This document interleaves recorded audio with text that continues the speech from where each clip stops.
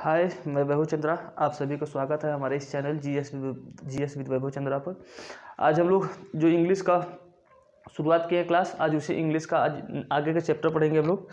तो हमने शुरुआत किया था एडजेक्टिव, और एडजेक्टिव के बाद आता है verb.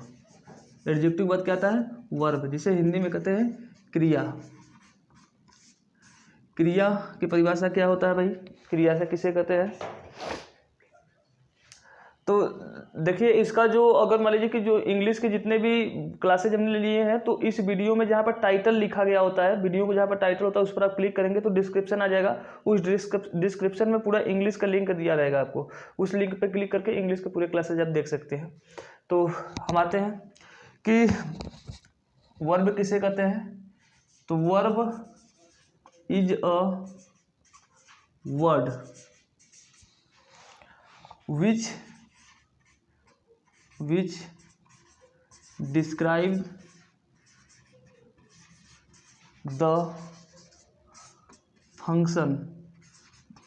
describe the function of a noun or pronoun। Verb क्या है भाई? वर्ब एक वह शब्द है जो किसी नाउन या प्रोनाउन के कार्यों को बताता है, डिस्क्राइब करता है। डिस्क्राइब मतलब बताता है, फंक्शन मतलब होता है कार्यों को, फंक्शन मतलब कार्य को, जो कार्य को बताए, जो शब्द किसी संज्ञा सर्वनाम के कार्य को बताए, उस शब्द को हम लोग कहते हैं वर्ब कहते हैं। वर्ब जो होते हैं वो हम लोग दो भागों में बांट के पढ़ते हैं, लेकिन हम लोग यहाँ पर वर्ब को उतना डिटेल में नहीं पढ़ेंगे, लेकिन बस जान लीजिएगा वर्ब को हम लोग दो भागों में पढ़ते हैं। एक तो पढ़ते हैं मेन वर्ब, और एक पढ़ते हैं हेल्पिंग वर्ब। हेल्पिंग वर्ब को ही कहते हैं ऑक्सिलियरी वर्ब।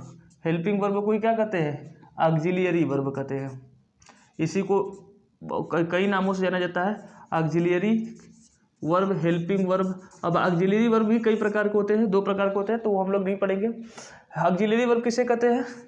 जैसे इसमें आता है do, does, is, are, am, जितने भी हेल्पिंग वर्ब होते हैं, हैज, हैव, हैड, जो तीनों टेंस के, प्रेजेंट, पास्ट, फ्यूचर, तीनों के जो टेंस होते हैं उन सब के हेल्पिंग वर्ब जो होते हैं उनको क्या कहते हैं?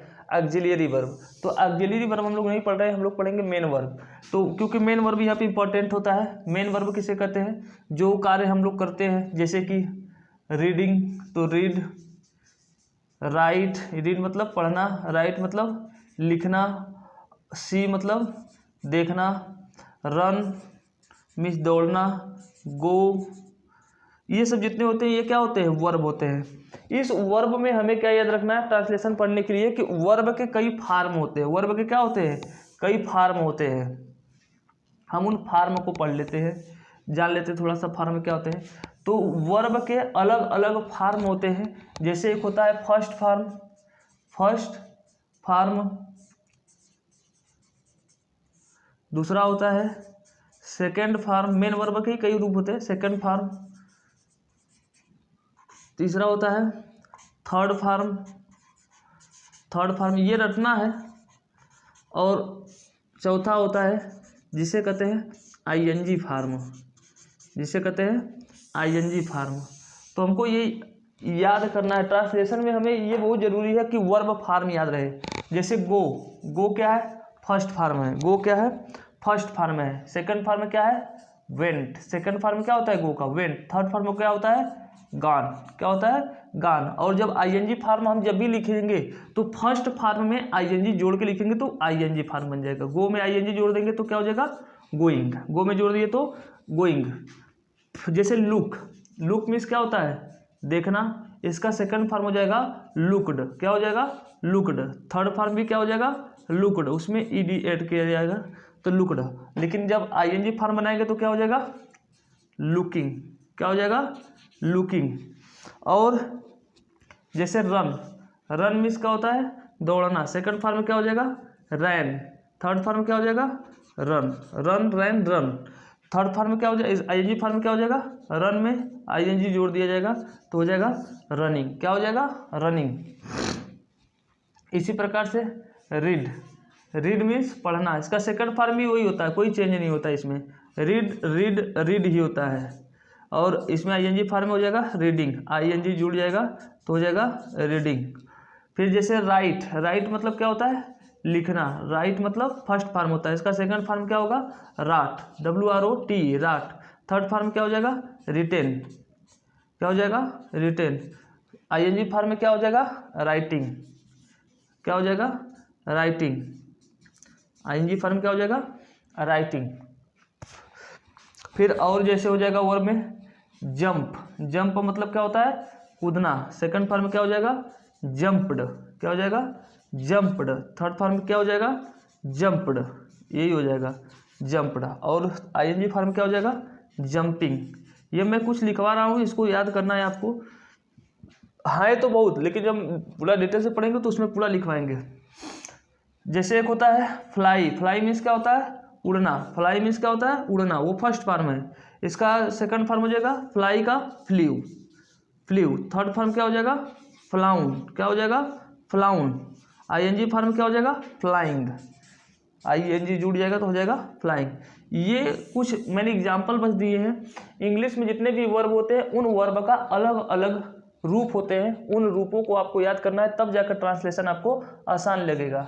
जैसे मान लीजिए कि हमने सेंटेंस बोला, मैं पढ़ता हूँ, मैंने कहा कि मैं पढ़ता हूँ, मैं पढ़ता हूँ, तो इसका मतलब ये प्रेजेंट टेंस में है। अभी ये नहीं समझ में आ रहा होगा तो हम जब ट्रांसलेशन शुरुआत में पढ़ाएंगे तो बताएंगे कि कौन सा कहाँ पे यूज होगा। तो इसका हो जाएगा मैं पढ़ता हूँ तो हुआ आई रीड।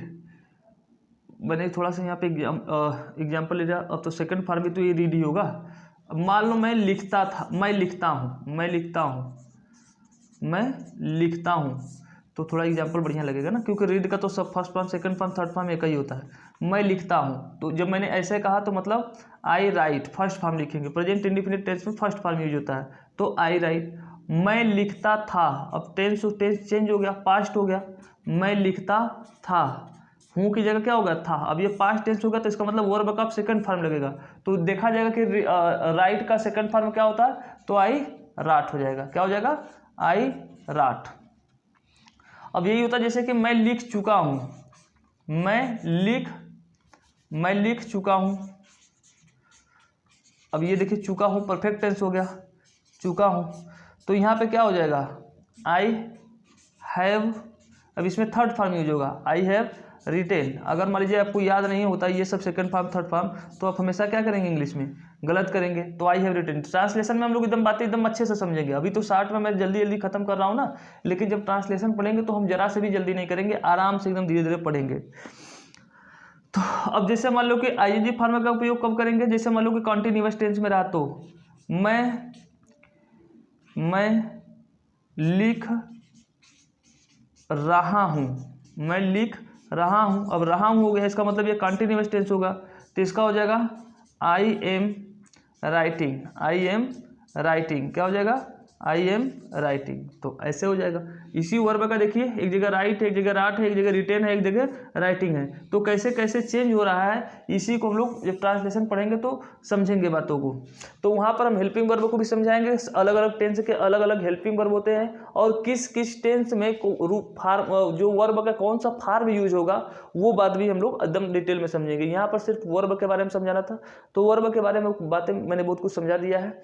जो बातें वर्ब बहुत, ये भी लंबा चैप्टर होता है, लेकिन बहुत शार्ट में मैं समझा रहा हूँ। मैं सोच रहा हूँ पहले ट्रांसलेशन समझा जाए, तो बस इतना ही।